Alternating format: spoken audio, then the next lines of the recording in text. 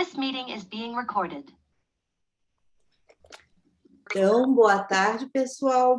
É com imensa alegria que damos início à nossa 19ª roda de leitura literária, que teve início em 2019.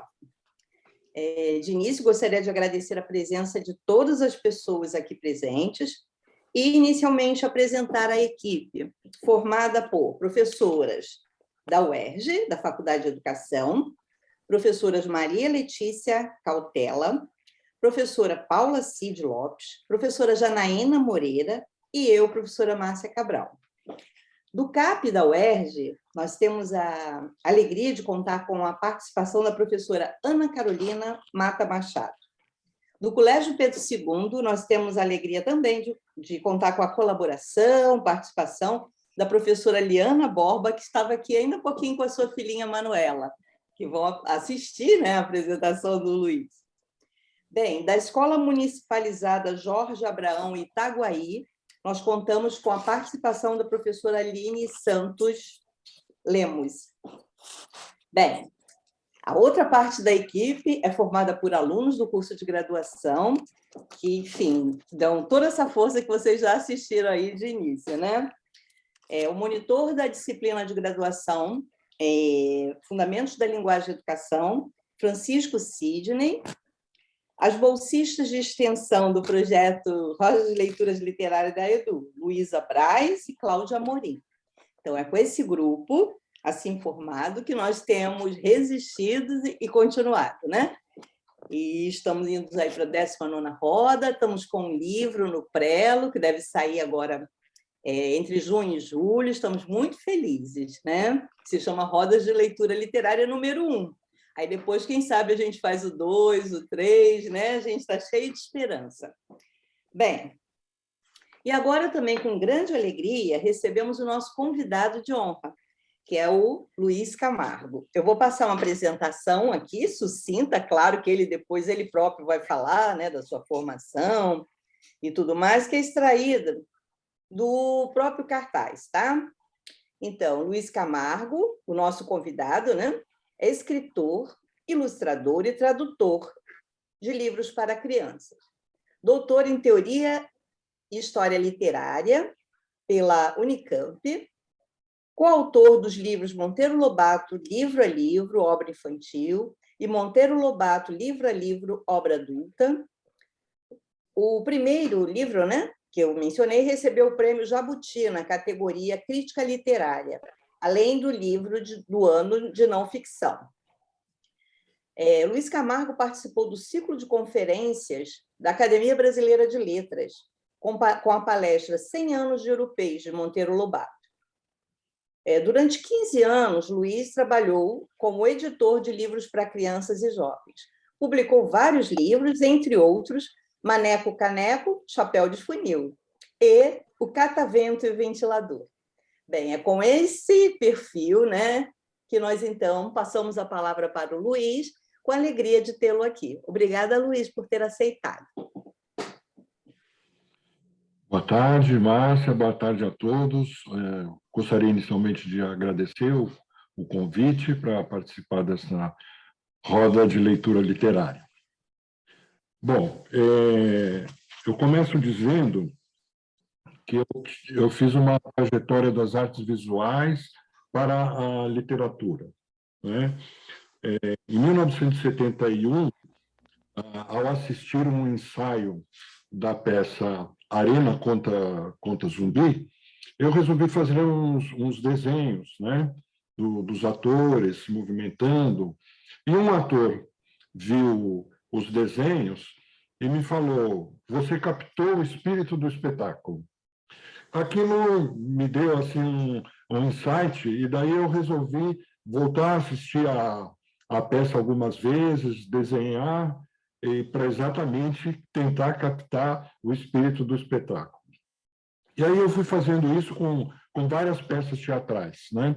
Em 1972 foi a vez de Fernando Pessoa, que era um espetáculo todo composto só com poemas do Fernando Pessoa, seus vários heterônimos, não é?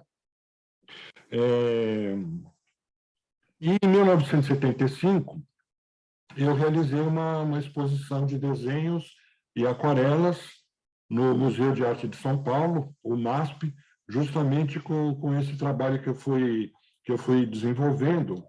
E entre as peças, a Bonitinha Mais Ordinária, do Nelson Rodrigues, O que Mantém o Homem Vivo, que era uma seleção de cenas de várias peças do Bertolt Brecht, Irma, do Garcia Lorca, O Tartufo, de Molière, e depois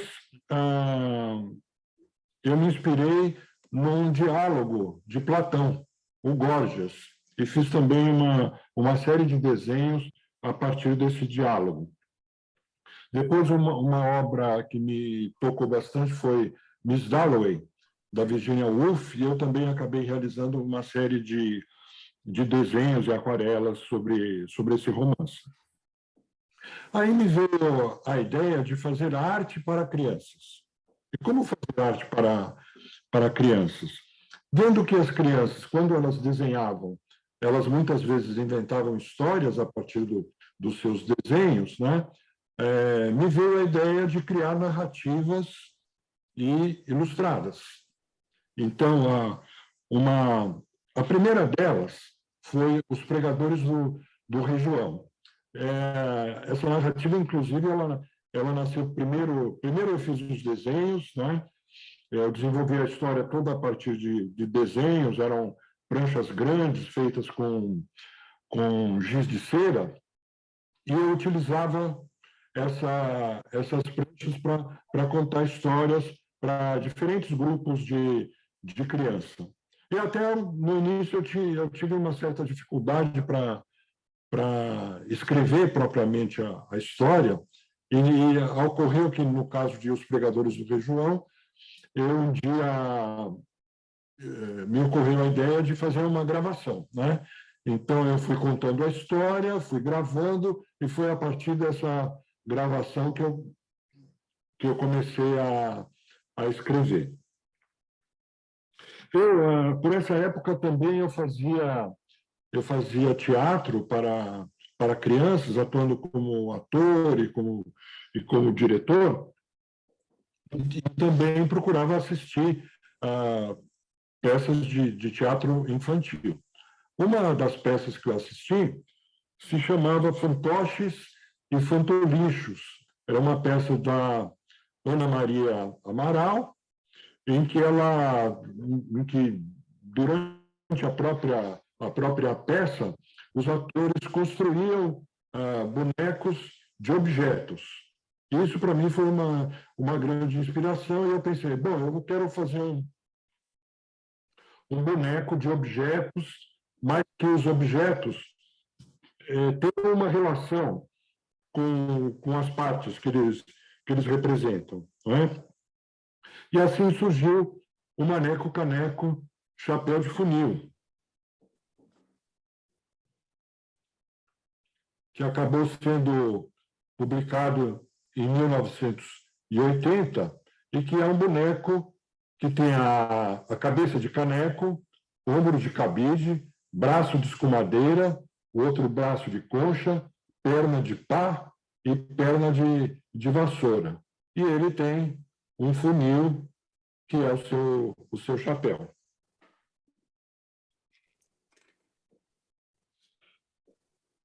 A partir do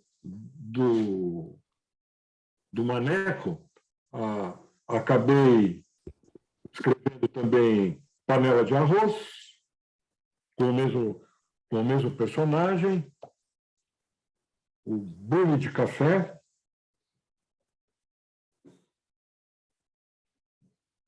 e Folia de Feijão. Folia de Feijão saiu inicialmente numa coleção da editora Abril, chamada Taba, que era uma coleção de histórias com discos.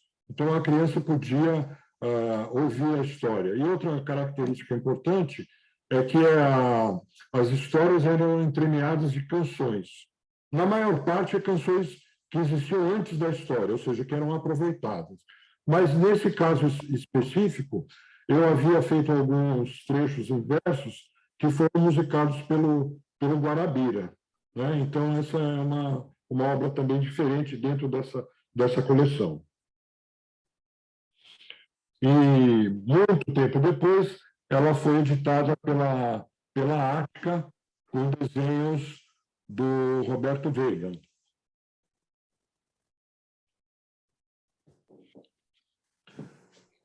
Assim que eu comecei a publicar meus primeiros livros infantis, no início dos anos 1980, eu também estava muito preocupado em aprender sobre literatura infantil, eu procurava acompanhar o que era publicado nos jornais, os livros que saíam, né? Por essa época surgiu, por exemplo, literatura infantil, da Nelly Lopes Coelho,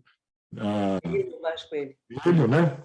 De Novaes Coelho, e pouco depois ela publicou também o seu dicionário de literatura infantil, enfim. Eu procurava acompanhar essa produção, livros da Regina Zilberman, da Marisa Lajolo, né?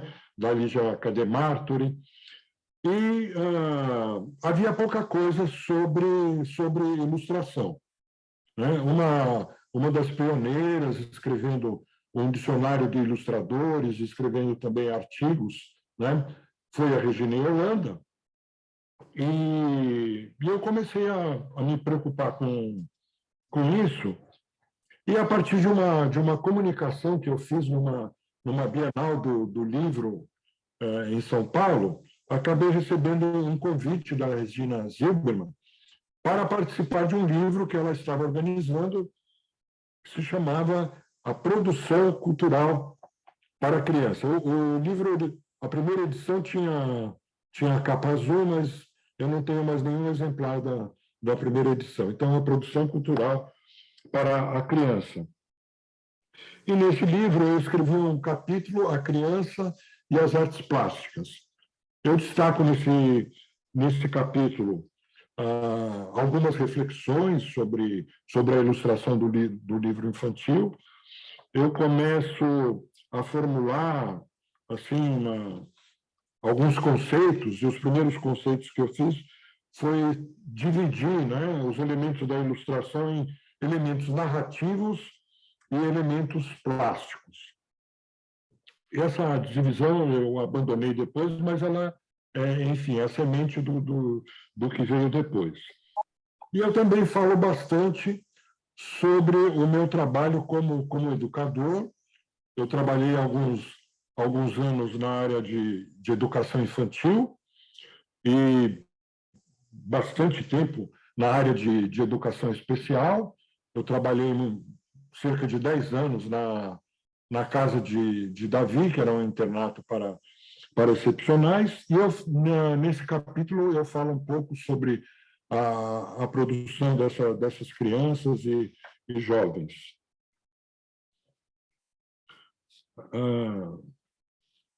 Um elemento bastante importante para o desenvolvimento das minhas ideias sobre ilustração foram encontros e conversas que eu tive com a Margaret Schaffer, que na época ela estava fazendo uma pesquisa sobre ilustração e entrevistou vários ilustradores. Ela entrevistou a Ana Raquel, Ângela Lago, Eva Furnari, Gerson Conforto e Rose Oliveira. E à medida que ela foi fazendo essas entrevistas e transcrevendo essas entrevistas, ela partilhou essas transcrições comigo, e eu então, estimulado pelas ideias desses grandes ilustradores, fui desenvolvendo algumas ideias sobre o que eu depois chamei de funções da ilustração.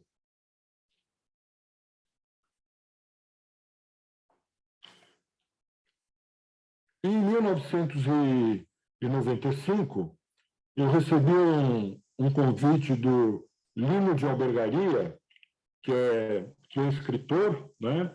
Escritor, e ele tinha sido meu editor na editora FTD, né? Ele publicou o meu livro era uma vez uma estrela.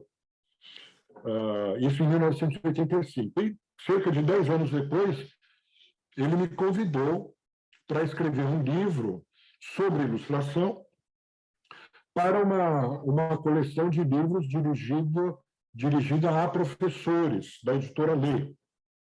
E aí, então, surgiu esse livro, ilustração do livro.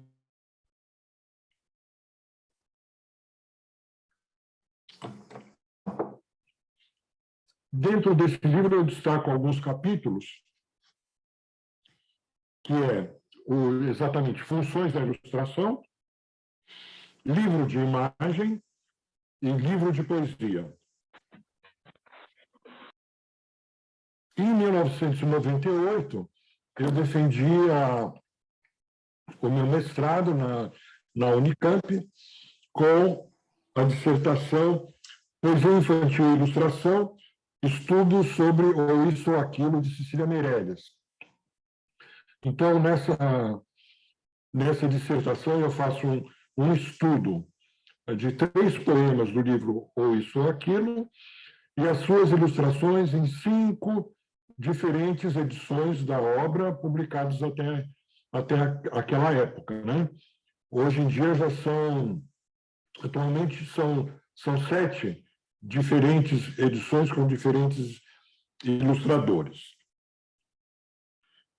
E aí, então, na dissertação, é que eu acabo por configurar as funções da imagem, né?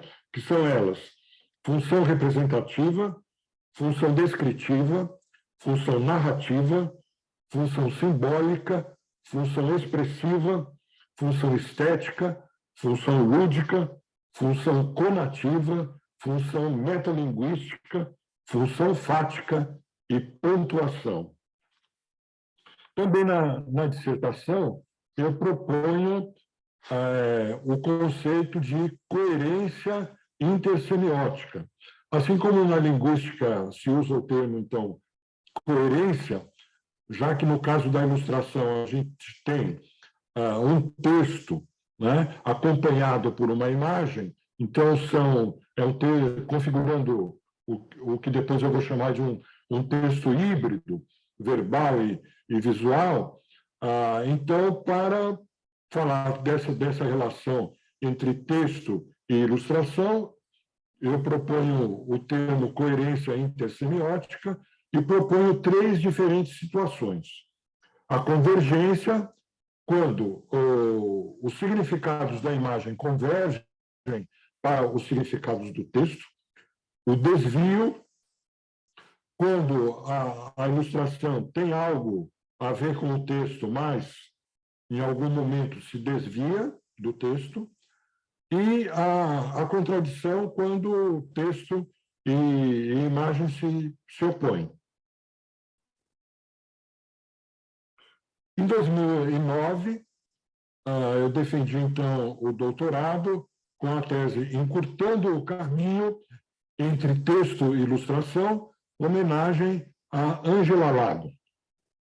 E nessa tese, eu proponho 5 categorias para o estudo das relações entre texto e imagem.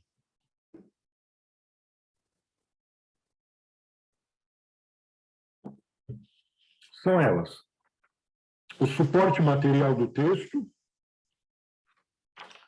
a composição gráfica do texto, que eu dou o nome de enunciação gráfica, para aproveitar um termo que vem da linguística, a visualidade, ou seja, as imagens mentais que o texto suscita no leitor, algo que já vinha sido chamado de visibilidade pelo Ítalo Calvino, não é? E na antiguidade tinha o nome os retóricos antigos chamavam de evidência ou hipotipose, entre outros nomes que surgiram ao longo do tempo. A outra categoria, a ilustração e, por extensão, a imagem, como um tipo de texto, o texto visual, e, por fim, o diálogo entre texto e ilustração. Eu vou pedir para o Francisco, né, que está ajudando, a colocar o Francisco Sidney. Francisco Sidney, Uhum. slide número 1.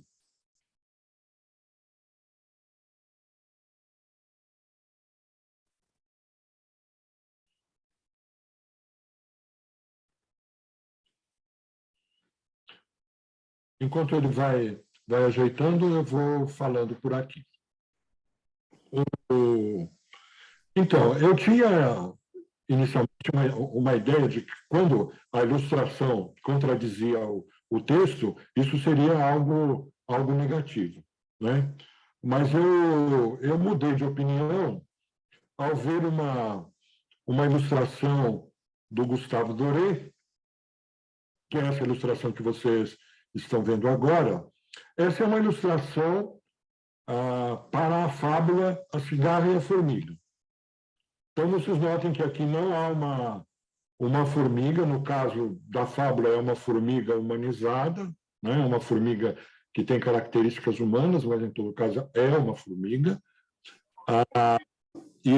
Na fábula a gente tem uma cigarra humanizada, e aqui, ao contrário, a gente tem duas mulheres e duas crianças, né?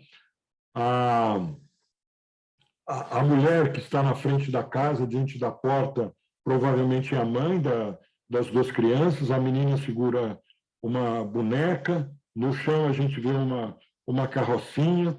Em primeiro plano aparecem o machado e a vassoura, não é? Indicadores de trabalho. E é interessante notar que no segundo plano da ilustração aparecem duas figuras humanas, uma criança, provavelmente uma menina, e provavelmente a outra figura seja também uma mulher, e que carrega um feixe de lenha nas costas, então enfatizando muito esse universo do trabalho. E tem essa mulher, essa jovem, que se apresenta diante da casa segurando um violão, né? Então, a gente tem uma ilustração da fábula que apresenta pessoas em lugar de animais humanizados, né? Então, em vez de falar em contradição, eu achei que seria mais apropriado falar em diálogo entre texto e ilustração. E aí eu encontrei, por acaso, num retórico antigo, Hélio Theon, o conceito de narrativa dialogada.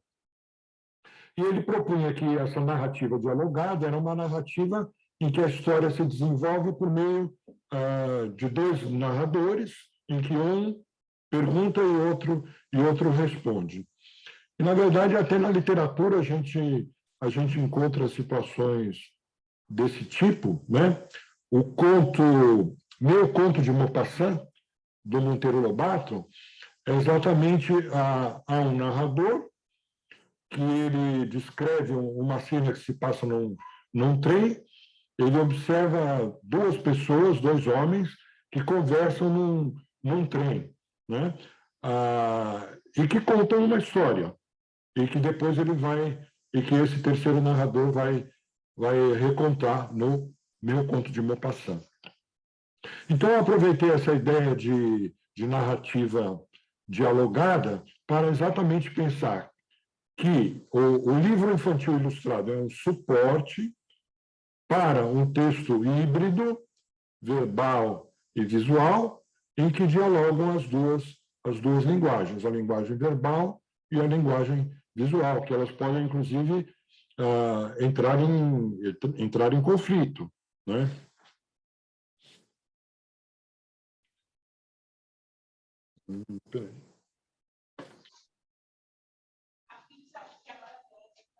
Eu quero mostrar agora o livro Monteiro Lobato, Livro a Livro, obra infantil. Dentro desse livro eu tenho eu tenho um capítulo em que eu falo sobre a ilustração nos livros do Lobato, retomando a questão do suporte, a questão da enunciação gráfica, e aproveitando uma fala do Lobato ao seu amigo Godofredo Rangel, em uma carta ele fala assim: no fundo, não sou literato, sou pintor. E mais adiante, nada mais tenho feito do que pintar com palavras. Então, para falar sobre a visualidade na obra de Lobato, eu escrevi um trecho chamado Pintar com Palavras.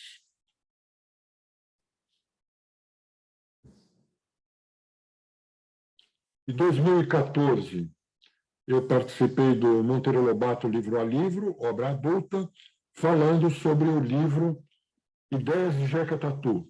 Ideias de Jeca Tatu é uma obra do Monteiro Lobato que reúne a sua principal produção de crítica artística, né? Existe um outro livro do Lobato também com a sua produção como crítico de arte, que se chama Crítica e Outras Notas. Eu quero mencionar esse livrão aqui, que é o Glossário Ceali, Termos de Alfabetização, Leitura e Escrita para Educadores. Eu acho que isso é de bastante interesse para professores e estudantes da área de educação. Nesse glossário eu tenho sobre ilustração em livros de literatura infantil, mas eu recomendo muito a consulta a esse glossário, que ele está totalmente disponível na internet. Vocês colocando o glossário Ceali, facilmente vocês encontram. E este com as professoras Milena Martins e Kátia Chiaradia, eu participei deste livro, Lobato na Escola, e este também, Lobato na Escola. Um é dedicado à obra infantil e esse outro à obra adulta. Eu faço alguns comentários, uma análise de Reinação Narizinho e proponho atividades, sugestões de atividades para os professores realizarem em sala de aula, procurando fazer... o slide pode sair. Procurando fazer, então, relações com a Base Nacional Comum Curricular, a BNCC. E no segundo livro, eu comento 4 contos do Monteiro Lobato. Meu conto de Maupassant, Vidinha Ociosa, Negrinha e Os Negros. E também, da mesma forma, fazendo um breve comentário sobre os contos e sugerindo atividades e também fazendo relações com habilidades sugeridas pela BNCC.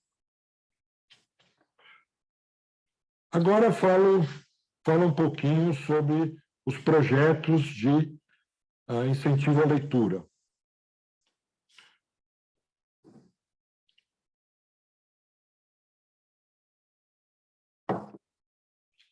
No final de 2005, eu comecei a me corresponder com a professora Margarete de Mello, uma professora carioca, e eu perguntei se ela poderia aplicar algumas atividades com os seus alunos, atividades que depois serviriam de base para uma parte da minha tese.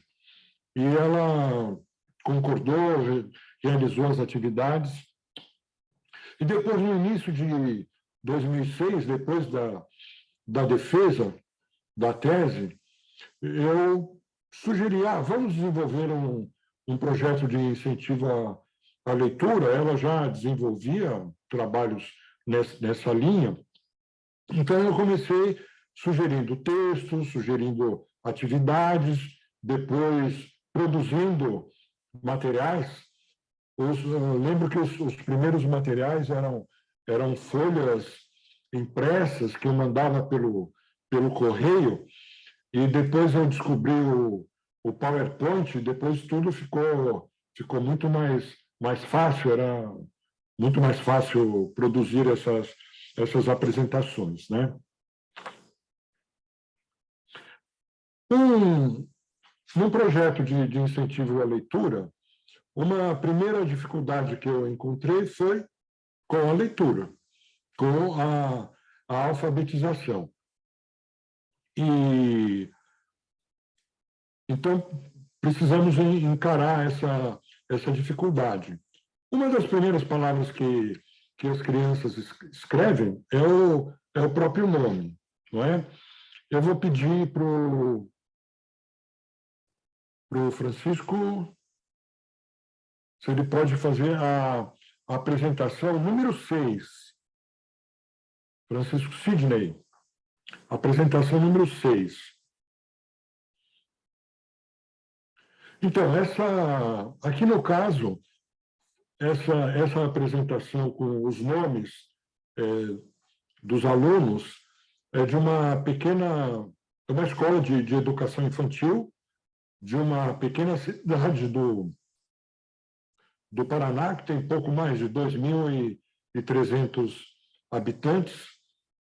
E aqui as crianças elas estão segurando sacolas que foram confeccionadas pela professora e mais uma outra pessoa da equipe da escola. Isso pode ir passando.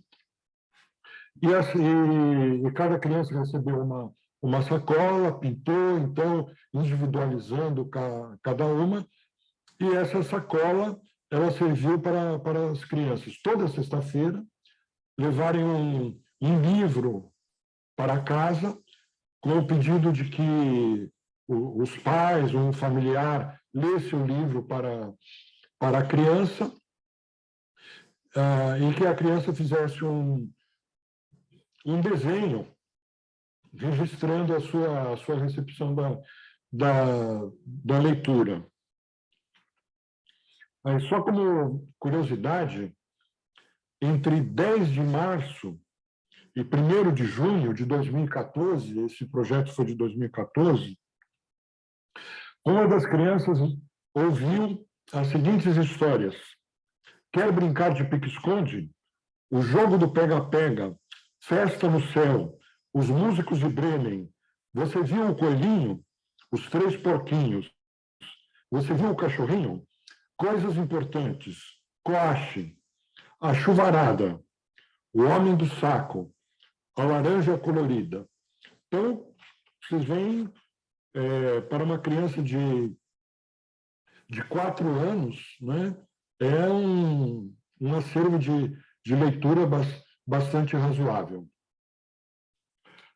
Aproveito, então, para falar um pouco sobre esse projeto e sobre a importância da colaboração dos pais no incentivo à leitura das crianças, dizendo que são momentos muito, muito agradáveis, né?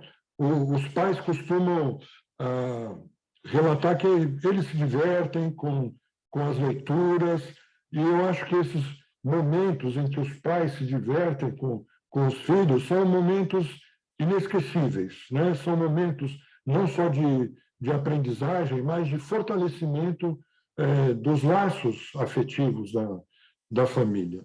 Então, é isso. Então, uma das primeiras palavras que a criança escreve é o próprio nome. Então, incentivar, então mostrar uma apresentação que a criança aparece o retrato da criança, o seu nome, é uma oportunidade para a criança ir identificando, conhecer o nome das letras, né? Identificar a quantidade de pedacinhos ou sílabas do seu nome, a sílaba final, a sílaba inicial, né? palavras que rimam, palavras dentro de palavras, por exemplo, não no caso dos nomes, né? Mas, por exemplo, a palavra mão aparece dentro de irmão, limão, mamão, alemão, formão, né? E na língua portuguesa há muitas palavras dentro de palavras. Então, isso que a gente chama de consciência fonológica. Então, eu comecei a trabalhar com essas apresentações que, basicamente, tinham uma imagem acompanhadas de uma palavra. Os sobrenomes também podem entrar nessa ciranda aí. Eu vou pedir, então, para o Francisco Sidney colocar a apresentação 2 dos sobrenomes.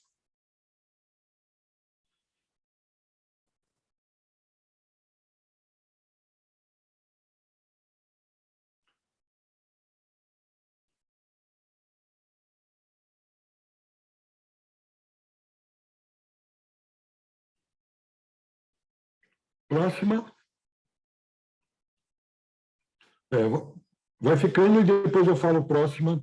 Então, aqui a gente tem um estandarte, né, de festa junina, mostrando o São João, né? São João. Próximo. Pode ir o próximo. Santo Antônio, São Pedro.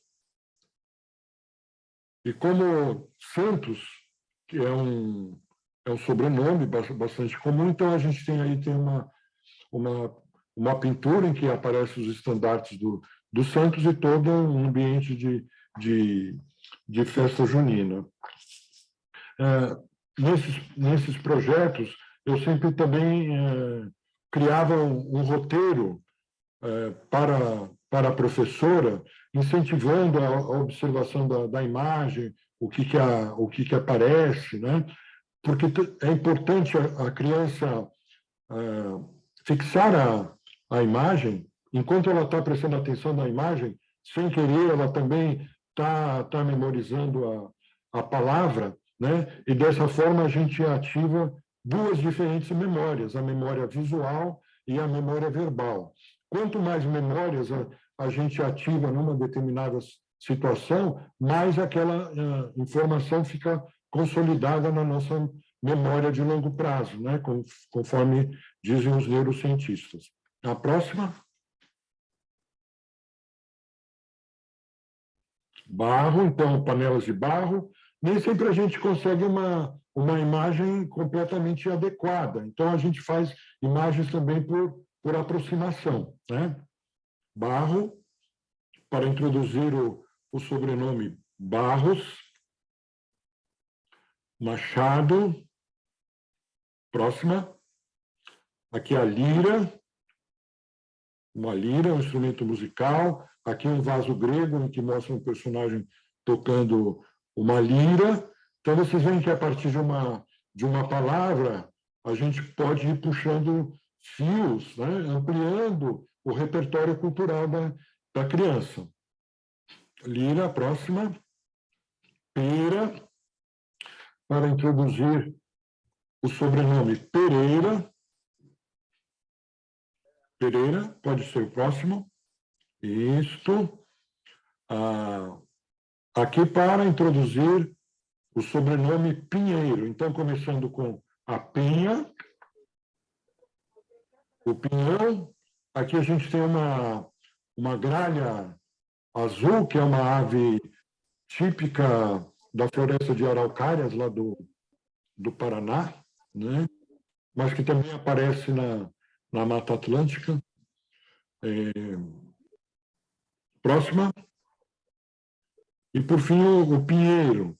E sempre que possível também, aproveitando imagens, pode ficar um pouquinho no pinheiro, sobe anterior, o pinheiro, né? Sempre que possível, também aproveitando pinturas, esculturas, obras de arte, tanto de artistas brasileiros como de artistas estrangeiros, para ir formando esse repertório visual da criança, o que a gente poderia chamar de um museu mental, né? Então, aí o Pinheiro, próximo. A escolha da imagem, para mim, ela é muito importante. Então, a imagem que a gente vai utilizar. Então, eu procuro escolher imagens em que aconteça alguma coisa, que tenha, que de preferência tenha uma situação, enfim, de maneira a ampliar o conhecimento da criança sobre aquela palavra. E também pelo valor estético da imagem, né?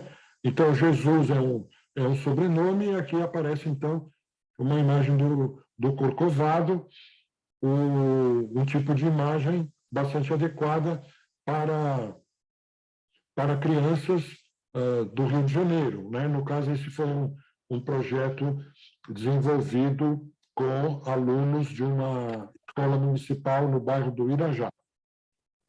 Próximo. Mata. Próximo. Chamando a atenção, então, que no caso do sobrenome, às vezes ele tem características de ortografia diferente do substantivo comum, né? Próximo. Lima, aqui mostrando que uma mesma palavra pode se referir, pode ter vários significados diferentes, se referir a uma fruta, se referir a uma ferramenta, lima, né? Lima. Próximo. Aqui para introduzir o sobrenome Ferreira. Então, começando com o ferro, o martelo de ferro, o ferreiro, e, por fim, a ferreira.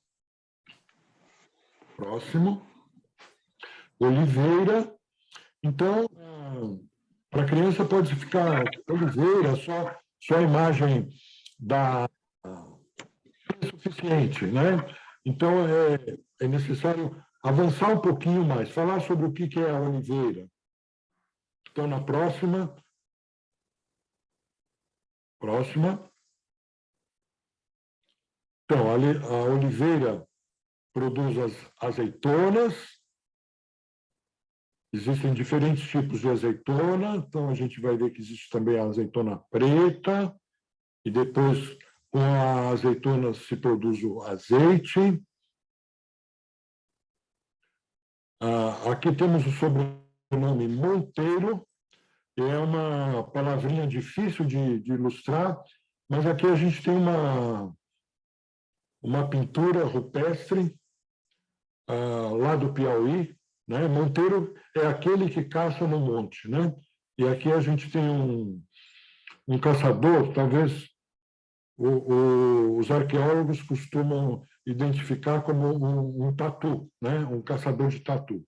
Então temos aqui um caçador que caça no monte, um monteiro. Próximo.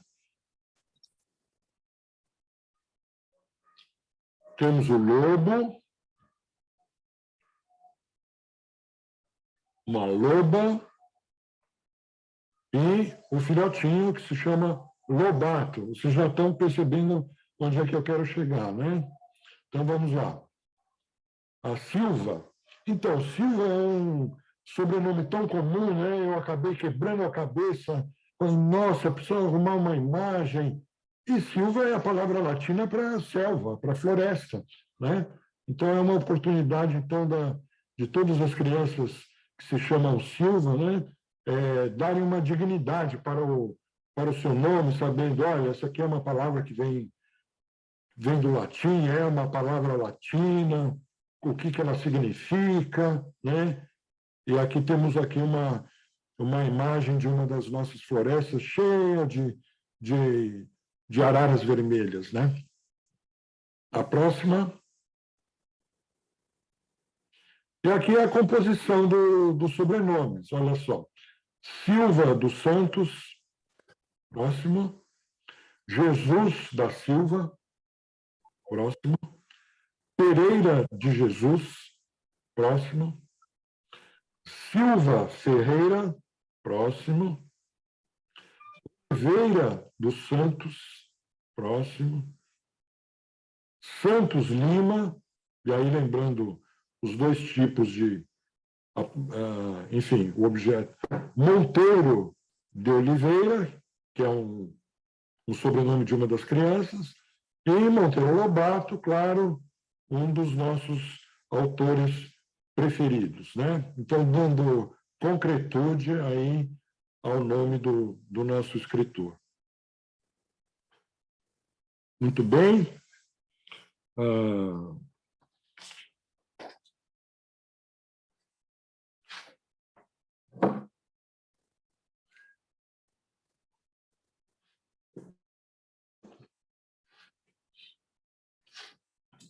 Certa vez eu enviei à professora Margarete uma adaptação de uma fábula, o ratinho, o leão e o ratinho. E a professora teve a ideia de fazer uma encenação com as crianças dessa fábula. Eu acho que ela fez alguns acessórios e fez a encenação, tirou algumas fotografias e me mandou. E quando ela me mandou essas fotografias, eu me lembrei de um gênero textual já extinto, que é a fotonovela. Alguns devem lembrar que antigamente existia um tipo de história em quadrinhos, que no lugar dos quadrinhos apareciam fotografias. E eram histórias românticas, né? E eram as famosas fotonovelas. E aí me ocorreu a ideia de uma fotofábula. Aí eu acabei fazendo a adaptação de fábulas, criando algumas, com texto bastante curto, né? Para que as crianças, e que fosse um enredo bastante simples, para que as crianças encenassem, a professora fotografasse e depois criado uma apresentação digital, um PowerPoint, em que as crianças depois se vissem representando aquela fábula. Eu vou pedir, então, agora, para a apresentação número 4, a baleia e os botos.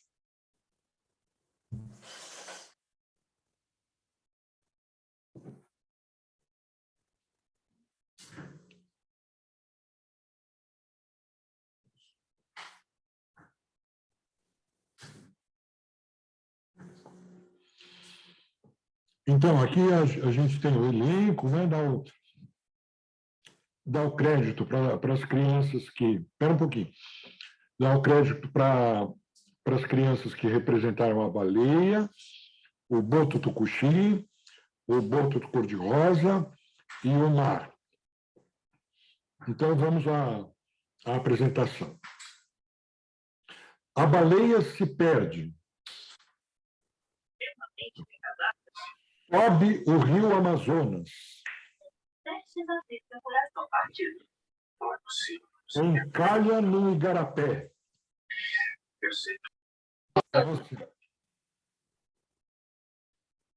Próxima. Socorro! Próxima. Acorde o boto tucuxi. Bom dia, baleia. Próxima. Por favor, me ajude. Estou encalhada. Próxima. É culpa do aquecimento global. Próxima. Aparece o boto cor-de-rosa.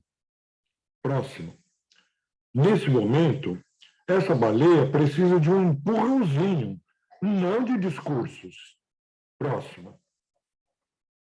O boto tucuxi e o boto cor-de-rosa desencalham a baleia. Próximo. Os botos acompanham a baleia até o mar. Próxima. Há um tempo de falar e há um tempo de agir. Próxima. Parece que você aprendeu alguma coisa com essa fábula. Essa é a última, acho, né? Muito bem. Então,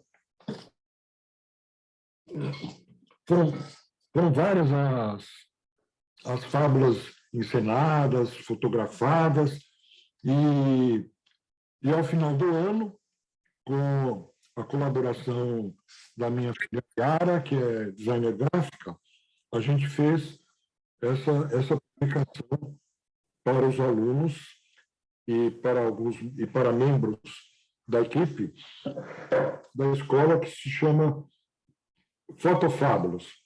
Eu vou mostrar aqui, procurar mostrar mais de perto algumas fotos das crianças elaborando, né, os adereços, que essa, para mim, foi uma coisa muito importante, né, o envolvimento das crianças durante todo o processo. Bom, eu vou pedir agora a apresentação número 5, a turma da palavra casa.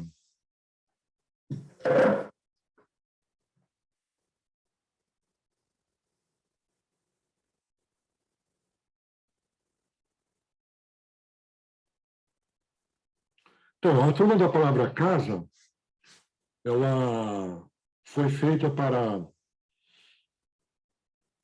uma turma do pré-1, como aparece escrito aí, lá de Guaporema, no Paraná, né? A gente fez um trabalho muito intenso, inclusive com uma coisa que não vou me aprofundar aqui, mas vale a pena citar, que é um trabalho com o artista visitante. Guaporema fica perto de Paranavaí, né?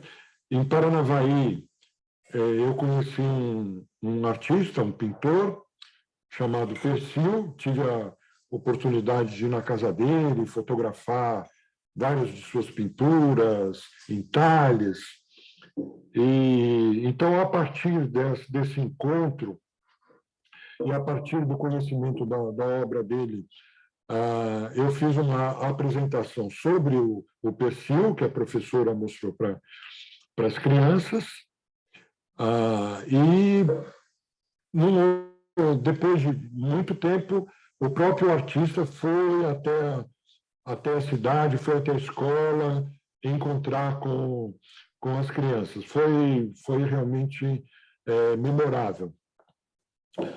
O Persil, ele tinha feito várias pinturas representando palhaços. E eu achei que essa temática era do interesse das crianças e poderia render. E aí eu transformei um desses palhaços, as crianças votaram um nome para ele ficou sendo chamado de Pipoca, e esse palhaço Pipoca acabou participando de várias histórias. Essa apresentação sobre a turma da palavra casa, ela faz parte de uma série que tem também a turma da palavra escola. E como a cidade é muito pequena, não tinha por que introduzir o termo bairro, por exemplo, que poderia eventualmente ter significado numa cidade como o Rio de Janeiro, né?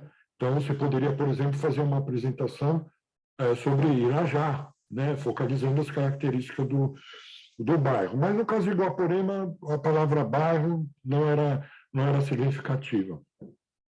E eu achei que a palavra cidade fosse meio abstrata, apesar de ser um substantivo concreto. Então, numa das visitas que eu fiz à cidade, né, à escola, eu aproveitei para fazer várias fotos da cidade, da biblioteca, da Câmara, da Prefeitura, da praça principal, e todos essas fotografias, esses elementos foram aproveitados, então, nessa apresentação sobre Guaporema. No caso da apresentação da palavra casa, ela, em primeiro lugar, a professora mostrava a apresentação, ia de slide em slide, chamando a atenção para a imagem, o que as crianças estavam vindo, chamando a atenção para a palavra, a quantidade de sílabas, sílaba inicial, final, se havia palavras dentro de palavras e coisas do gênero. E depois eu criei uma narrativa. Isso também é importante destacar. Tanto a turma da palavra casa, a turma da palavra escola e a turma da palavra Guaporema foram apresentações que nasceram de um trabalho prévio com as crianças. A professora fez um levantamento do que as crianças sabiam, conheciam sobre casa, depois escola, depois sobre a própria cidade. Então, a base foram palavras escolhidas pelas próprias crianças. Depois eu incorporei outras, né, da minha fantasia, mas a base foram as palavras. E eu fui criando uma narrativa.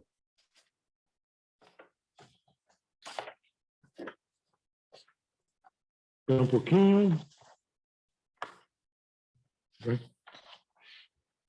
Vamos ver onde eu botei a narrativa.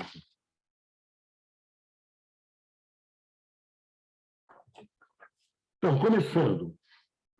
Um dia, na Cidade das Palavras, a palavra casa convidou.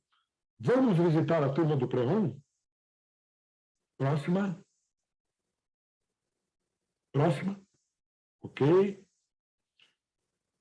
A palavra casa veio com a palavra telhado, porque casa sem telhado é como panela sem tampa. Próxima. Se vocês olharem bem, vão perceber a palavra telha escondida na palavra telhado. Próxima. Veio também a palavra pai. Aqui eu aproveitei uma foto de uma criança com o próprio pai. Mãe. Veio também a palavra mãe. Próximo. Porta. Para entrar em casa, é preciso passar pela porta. A palavra porta veio também. Segura um pouco a palavra porta. A palavra porta sorriu e cumprimentou. Bom dia, turma do Pré-1. Vocês já ouviram falar de um poeta chamado Vinícius de Moraes? Ele escreveu um poema muito bonito sobre mim, a palavra porta. E aqui havia eu passei para a professora 2 vídeos do YouTube, um com a declamação do poema e outro com a canção da porta. Portão.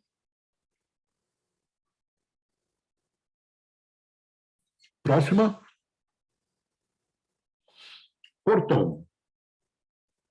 Para entrar no jardim, é preciso abrir o portão. A palavra portão veio também. Esse daqui é segura um pouquinho. Esse daqui é o jardim da professora, e as crianças já conheciam porque tinham feito uma visita ao jardim da professora, que a professora fez um jardim na escola desse mesmo tipo, utilizando esses pneus. A palavra portão era muito alegre e gostava de conversar. Ficou perguntando para um e para outro. Na sua casa tem portão? De que material é o portão da sua casa? De que cor é o portão da sua casa? No portão da sua casa há um cachorrão pintado só para assustar a cara feia do ladrão? Aqui, nessa última pergunta, há uma referência, há uma alusão a uma canção que as crianças conheciam, que é O Pintor de Jundiaí. Janela. Próxima. A palavra janela veio também para deixar entrar luz e ar dentro da casa. A palavra janela sorriu e cumprimentou a turma do Pré-1. Bom dia, turma do Pré-1. Levanta a mão quem conhece uma quadrinha popular que fala em uma menina da janela. As crianças, de fato, conheciam uma quadrinha em que tinha uma menina na janela. Próxima. Trocando a letra J da palavra janela pela letra P, aparece a palavra panela. A palavra panela veio também, e junto com ela a palavra arroz, a palavra feijão e a palavra macarrão, e muitos nomes de coisas gostosas que a mamãe cozinha. Ah, e veio também a palavra cabo, porque sem cabo a gente não consegue segurar uma panela quente. Próxima. Veio também a palavra tampa, porque panela sem tampa é como casa sem telhado. A palavra tampa falou. Levanta a mão quem sabe mostrar a tampa desta panela amarela. Bom, e assim vai a apresentação. Eu vou pedir para passar rapidamente os outros slides.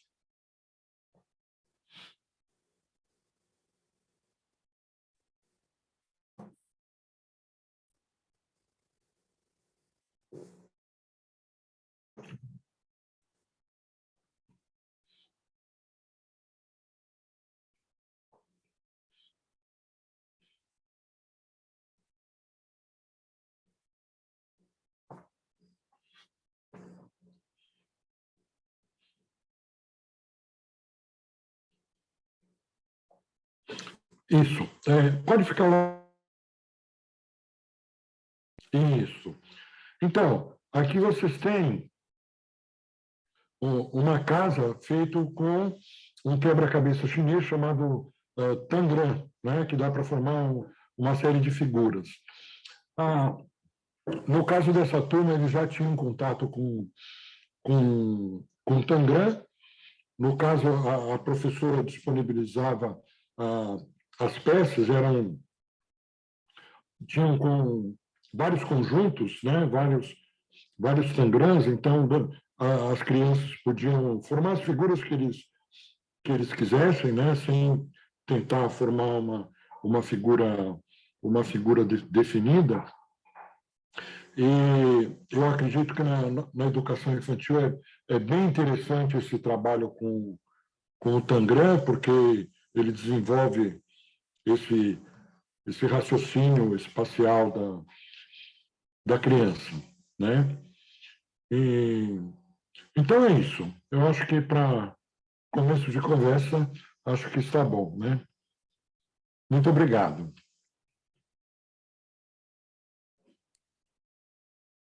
Nós quem agradecemos, Luiz, muito obrigada pela beleza aí da narrativa, né? Dos casos, enfim, pela sua experiência.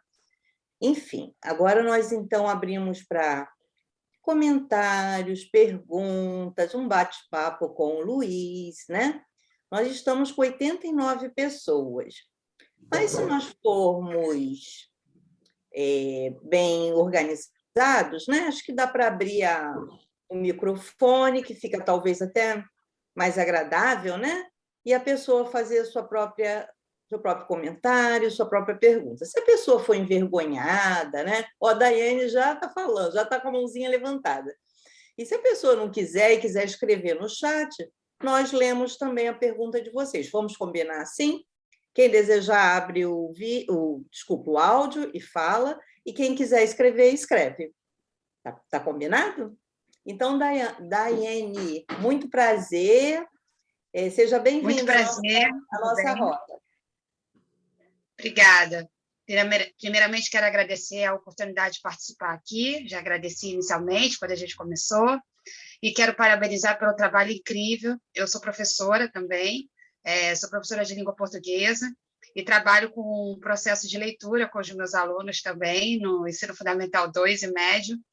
E, apesar de ser um segmento maior, né, a leitura consegue alcançar tremendas idades, né, diversas idades. e ver o seu trabalho.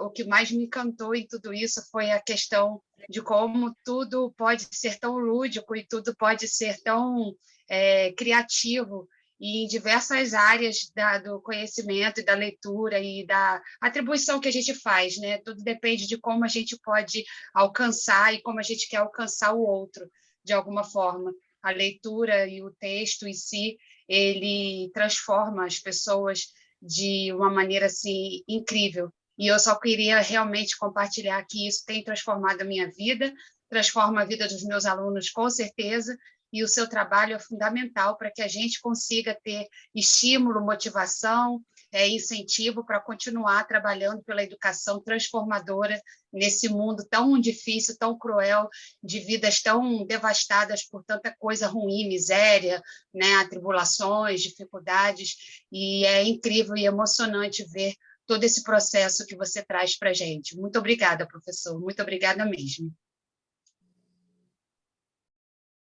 Obrigado.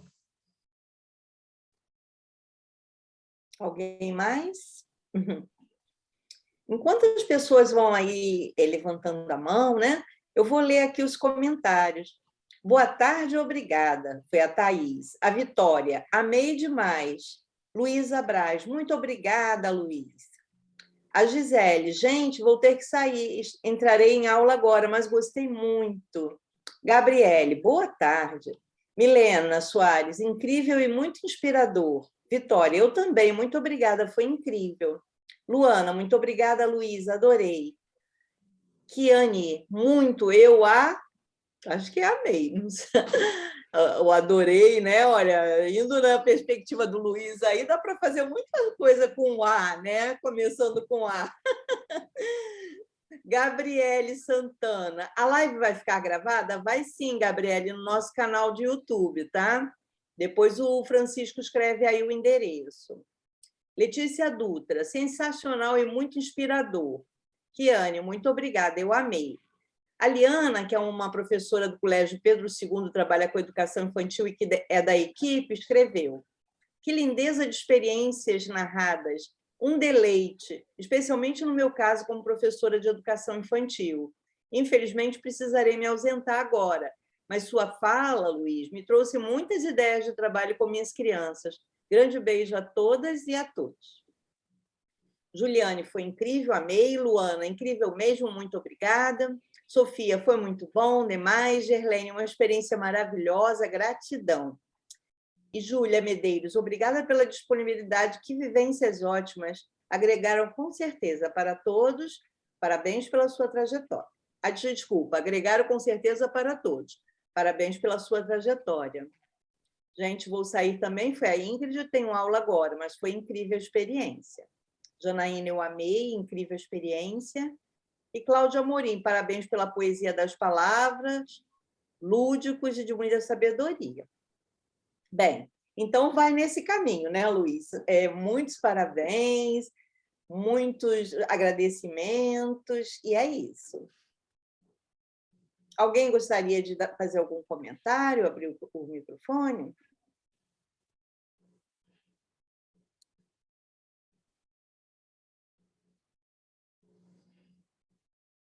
Eu queria indicar o livro Catavento e o Ventilador, que eu li hoje. Eu achei lindas as poesias do professor Luiz Camargo, a poesia do Chuchu, que fala do sol e que a gente tem que ter só vontade para crescer, que o Chuchu está em cima da geladeira e as pessoas perguntam por que ele brotou se ele não tem terra, não tem água, não tem nada, mas ele brotou porque ele tem muita luz, que só basta a luz do sol e muita vontade. Eu acho que é isso que a gente precisa na vida, vencer com vontade. A sua inspiração de nos dizer que a vontade é tudo para a gente conquistar os nossos sonhos, os nossos ideais. E é isso que eu penso para a minha vida, que é por força de vontade que eu estou aqui na pedagogia, depois de uma certa idade.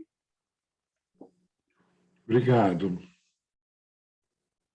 Eu queria fazer uma observação, porque nós temos um acervo, né? A gente está montando um acervo de livros. E a gente, então, pede para os bolsistas, né, de extensão que escolham os livros. Eu acho que a Cláudia... Escolham 2 livros de cada convidado, para a gente comprar e aumentando, ampliando o nosso acervo, né? E a Cláudia, então, escolheu esse livro e eu acho que Caneco Maneco, Chapéu de Funil, não foi, Cláudia? Também, muito lindo, fala do boneco sendo formado na cozinha com os utensílios, e ele vai andando, aí ele vai se encontrando, ele vai descobrindo a cozinha, o armário, e vai formando o corpo, e ele abre a porta, ele vai se enfeitando com paletó, com tudo. Aí ele encontra um leitão que estava lendo um livro, e ele vai na Rua 24, uma mulher matou... É aquela trovinha que a gente conhece, né, da infância, da cultura, é da cultura infantil, que matou um sapo com a sola do sapato, o sapato estremeceu e a mulher morreu. Urubu, bubu, quem não sai é um tatu. Muito lindo, é muito... É doce para as crianças, vale a pena a gente ter para se divertir e para ler para as crianças também, é muito interessante. Então, assim que possível, nós vamos abrir o acervo para visitação de todos, tá bom? Mas é porque ainda não estamos no modo presencial, né? A gente até voltou, mas teve que recuar um pouco, em razão do aumento de casos de Covid, mas a gente está esperançosa de que logo, logo a gente vai conseguir voltar. Luísa. Boa tarde, eu gostaria de agradecer ao Luiz pela fala aqui, muito importante, e também dizer que esse livro, Maneco, Caneco, Chapéu de Funil, eu fiz a leitura e eu lembrei muito da minha infância, porque eu lembro que eu ficava na escada da minha avó e eu brincava com pedrinhas, eu fingia que as pedrinhas eram bonequinhos. Então, eu entendo isso como o brinquedo, ele é o que a criança vê possibilidade, né, de ser um brinquedo. Então, eu gostaria de agradecer novamente pela sua participação, dizer que foi muito oportuno, e também por esse livro, né, por essa oportunidade de ler uma obra tão fantástica, porque eu acho que o senhor, você escreve e dá vida ao que você escreve, e isso é incrível. Obrigado. Obrigado.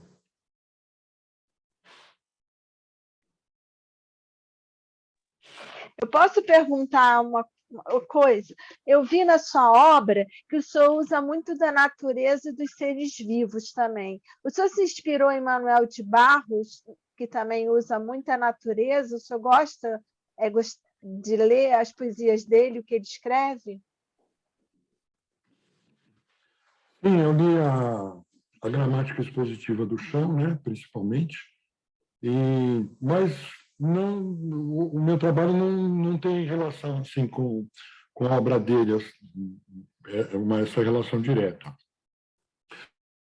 Quando eu comecei a escrever, nos anos 1980, né, na minha percepção, havia muitas histórias para crianças sobre animais.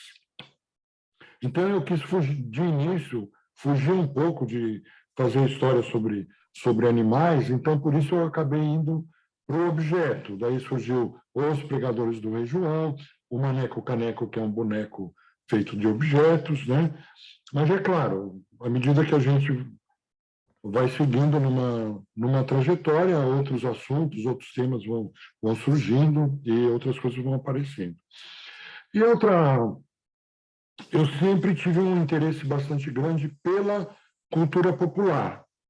Então, eu procurava comprar livros sobre folclore, né? Aprender sobre folclore.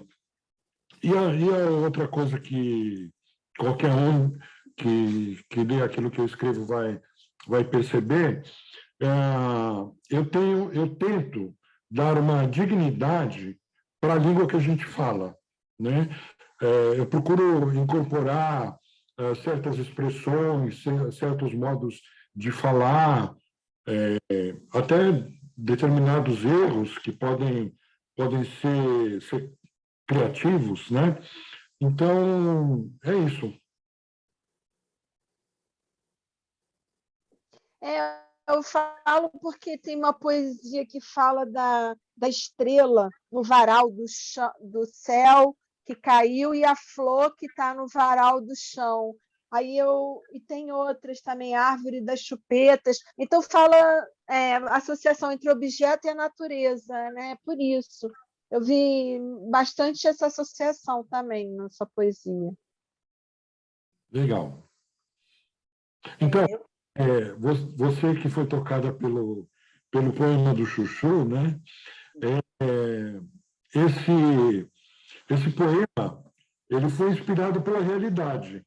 Olha só, um certo momento em casa, ficou um chuchu por algum tempo em cima da geladeira e efetivamente ele brotou, né? Então o poema é inspirado num fato verídico, né?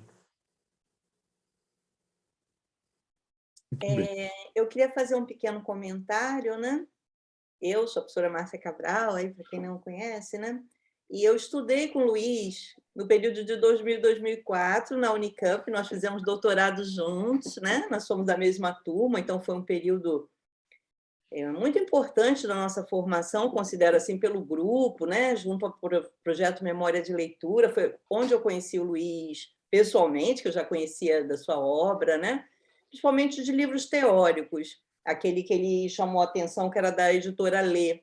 Eu tenho aquele livro, mas na edição de capa rosa. Era ele que era capa azul? Não sei, o Luiz falou alguma coisa, não sei se eu me fiz confusão. Bem, então eu fiquei bastante emocionada de revê-lo agora, né, depois de tanto tempo. Então, foi um presente para mim. E duas questões na sua fala, Luiz, me chamaram a atenção. Uma, o respeito às crianças, né? Então, vamos chamar a atenção. Eu gostaria que você voltasse no slide para a gente falar do elenco, quando estava falando da baleia e os botos. Daí eu me lembrei bastante da minha experiência com oficina literária na escola pública, porque eu trabalhei na escola, no ensino fundamental, e trabalhava em sala de leitura e depois fui trabalhar com oficinas literárias no contraturno. A criança escolhia uma oficina para trabalhar. Então, ou era literatura, ou era dança. E eu fico pensando como as nossas escolas, né, Luiz, carecem dessa formação estética, né? Permitir que as crianças, favorecer que elas tenham, tanto elas experimentem como atores, né, agindo, quanto elas possam aguçar esse olhar. Então, isso me chamou muita atenção. A outra questão que me chamou a atenção, quando você mostrava a turma da Palavra da Casa, eu também fui me lembrando como que, nesse período, eu tinha um cuidado, uma preocupação, acho que muito influenciada por Celestin Freinet, que falava do livro da vida. Então, tudo eu gostava de registrar. Então, fotografar as crianças, fotografar as aulas, o resultado do trabalho. Então, no momento que você me mostrou a turma da Palavra da Casa, eu fui lembrando desses episódios. Então, a gente fazia um livrão, um livrinho artesanal, fazia o lançamento do livro, e as crianças eram as protagonistas, chamava as famílias. Então, me deu, embora eu hoje atue, né, na educação superior, ensino superior, né, para ser mais precisa, eu sinto muitas saudades desse tempo, né, também, e dessa formação. Então, se você puder falar um pouquinho do protagonismo das crianças e da importância da gente registrar, do professor registrar esses momentos, eu ficaria muito grata. Então, eu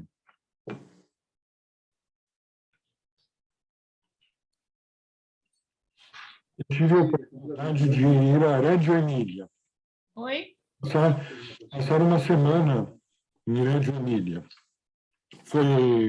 Era um curso, né, que era patrocinado pelo, eu não me lembro a organização, mas, enfim, é um instituto que oferece cursos para pessoas do mundo todo, né, um centro de formação.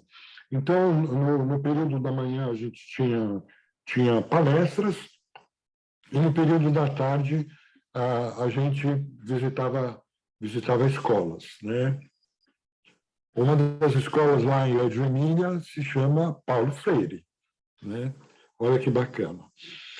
E o que chamava muito a atenção nas escolas é que elas estavam cheias dos trabalhos produzidos pelas crianças, né?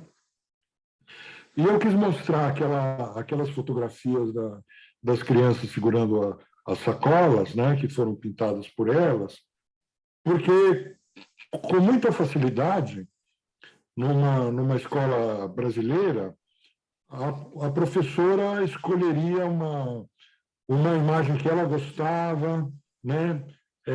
Enfeitaria a escola com flores e com borboletas ao seu gosto, né? Então, a gente pegar aquela sacola, vendo como cada criança pintou a sua do seu jeito. Como são crianças que ainda não numa fase figurativa, né? Fica parecendo uma coisa manchada, rabisco, mas é a produção da criança naquele momento, né? Eu tive a oportunidade, uma vez, de assistir a uma mesa redonda, da qual participava a Regina Zilberman, e ela falou em letramento literário. Eu já tinha ouvido falar em letramento, mas ainda não tinha ouvido falar em letramento literário, né? E naquele ano, por coincidência, assim que eu saí da palestra, eu dei de cara com... Estava numa Bienal do Livro, no Rio de Janeiro, e dei de cara com um estande da Contexto, e lá estava o letramento literário do Rio do Cosson, né? Então, eu falei, nossa, é o livro que eu preciso nesse momento. E, refletindo sobre o trabalho que eu sugiro com as professoras, eu cheguei à ideia de que é preciso ampliar, fazer uma ampliação, ir do letramento literário para o que eu chamaria de letramento cultural, né? Incluir várias artes, né? A literatura, a música. Eu trabalho muito com a música por meio de vídeos do YouTube, começando por trechos bem curtinhos, né? Então, por exemplo, uma peça que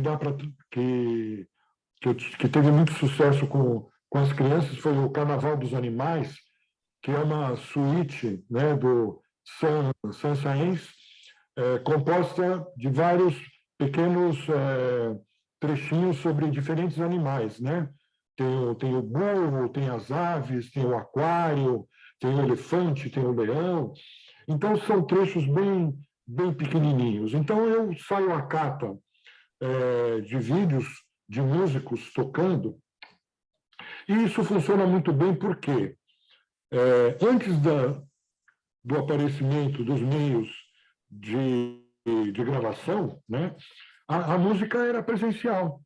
Ela não era só auditiva, ela era multissensorial, né? O espectador via o músico, a performance do músico, o visual dos instrumentos, o brilho, a movimentação.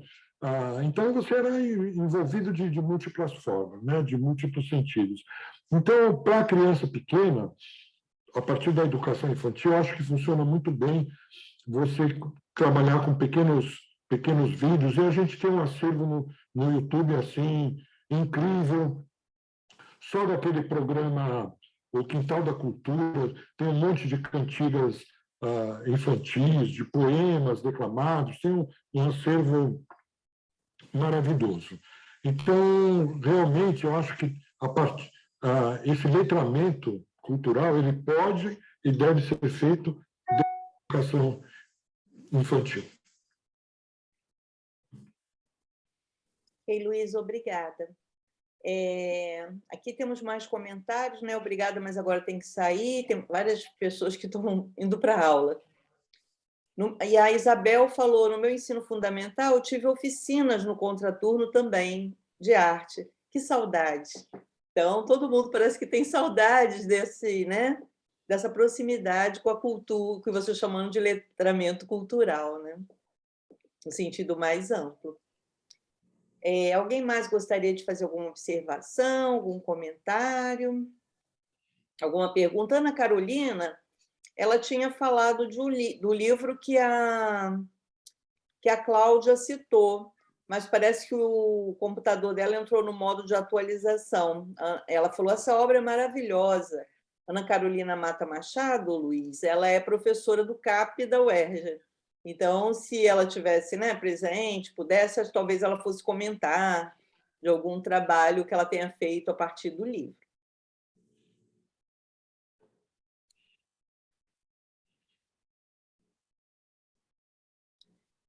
Então, pessoal, se não houver mais comentários, perguntas, eu vou perguntar se o Luiz quer falar mais alguma coisa para a gente, deixar alguma mensagem, alguma coisa, né? Bem típica do Luiz, e para a gente poder ir encerrando, para ele tomar o café dele, né? E nós também, que está chegando na hora do lanche daqui a pouquinho. Então, Luiz, você está com a palavra aí para encerrar. Muito bem. Então, eu gostaria de deixar algumas sugestões, né? Essa do contato com a literatura desde da educação infantil, da importância de criar espaços para o desenvolvimento da autonomia de leitura. E quando eu falo autonomia de leitura, não é de ler sozinho, né? Mas de escolher os textos, no caso da educação infantil, escolher as histórias que quer ouvir ou quer que um adulto leia, né? Um livro de imagem que a criança vai folhear sozinha. Então, é muito importante esse desenvolvimento da autonomia. Quando se fala em formação do leitor, eu acho que é muito importante a gente pensar na formação do leitor autônomo, né? É claro que a escola é um espaço educativo, é um espaço em que é importante estudar os textos, e dentro da escola é importante criar espaços para que as crianças e os jovens exponham as suas leituras, né? Exponham a sua interpretação do texto que leram, do texto que ouviram. Porque, antigamente, a escola ficava numa relação que eu chamo autoritária, né? Porque o professor indicava um livro, indicava um texto, e ele pedia um tipo de avaliação, uma provinha, uma ficha, né? E que só ele avaliava a leitura.